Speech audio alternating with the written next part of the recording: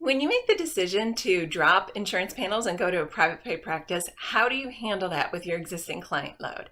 That's the question for today's episode of Ask Jennifer.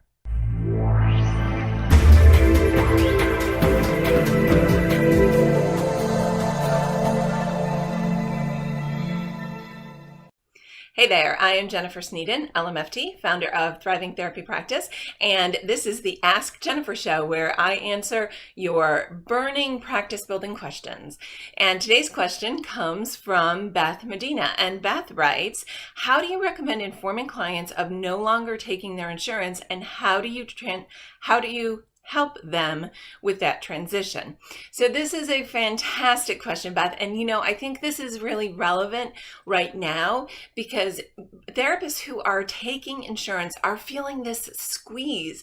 Their claims are getting denied, the reimbursement rates are going down, the sessions aren't being approved. Like there's so much stuff, and effectively the reimbursement rate for insurance hasn't gone up in any significant improvement since 2012, which means practices that are taking insurance haven't gotten a raise in 4 years, which it's just absolutely nuts. And so what we're seeing is that a lot of people are making the leap from a managed care practice to a private pay practice. And here's what I recommend you do. The first step is you got to connect with the panels that you're currently on, and you have to find what is the process for going off of that panel, okay? Because some you give them 30 days notice, some they do it twice a year, some it's like a 6-month process. So start there, know what the process is. And what I suggest for most people, and this really depends on what your risk tolerance is. When I went off insurance panels, I did it cold turkey. I just knew I had to sink or swim without them because my practice was not working for me. So if that's your case, just pick a drop dead date. As of December 31st, I am not taking insurance at all, no more whatsoever. If if your risk tolerance is not quite that high, you may want to do more of a gradual, like a staged approach, okay? And the way you want to do this, the way I suggest you do this is that you take a look at the panels and you kind of rate them. Who is the lowest paying? Who's the worst to deal with? Who never reimburses? All of that, like who goes first, and just drop that panel. And whenever you're dropping a panel, make sure that your clients have at least 30 days notice, okay? And I suggest that you give them a letter, and if they're active, that you discuss it with them in session as well. And you just kind of hand them the letter that says you're no longer taking their insurance, and you explain to them, as of January 1st, I am no longer going to be accepting whatever insurance it is, and I will continue to work with you through there. At the end of this period, you've got a few options. Either we can close by then, and in many cases, you can close a client. It depends on the type of your practice. So we can work to close by then, maybe do 2 sessions a week, whatever it takes. That's option 1. Option 2, you may be eligible for some out-of-network benefits, and here's how to pursue that, okay? And some therapists look into this for their clients. I don't recommend that because you need the client to really understand that there's a shift in how they're working with you, okay? So I don't recommend looking into that. I think you need to put that on the client's shoulders so that they own that process. Option number 3 is after January 31st, you can continue with me at a cash rate.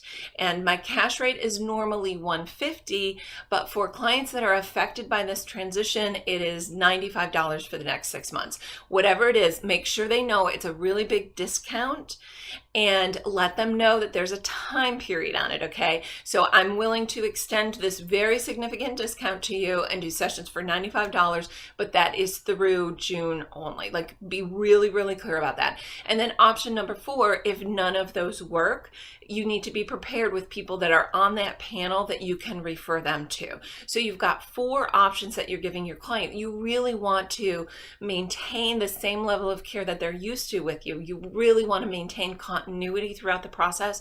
So give them lots of time, give them those 4 options they can choose, and then you'll have a whole month to build that out, okay? If they are transitioning, you can even do a joint session with a new therapist. You've got a lot of room to kind of build that out. Clients will get this, and the clients that really struggle with it, that's a clinical issue, and you need to be really addressing it head on, what this means in terms of the therapy. So the last piece that I think is the most important piece of all in here, Beth, is you cannot be apologetic about this. It is a very straightforward, matter-of-fact discussion. Starting on January 1st, I am no longer going to be taking clients from Aetna. So we've got a few options. Let's talk about it now so that you have plenty of time to get prepared. And boom, right into it. No apologies. This is a business decision, and you will have great continuity of care with your clients. Some of them might freak out. That's okay. That is nothing but a reflection of them, and it's a good thing that they're there so you can work on it together, okay? Most clients that's not going to happen with, and you will find that many clients actually will continue on with you as a private pay rate. When I made this jump, I was seeing 18 clients a week on insurance, and I lost 12 of them. So I maintained 6 clients and lost 12. So one week I had 18 clients, the next week I had 6 clients.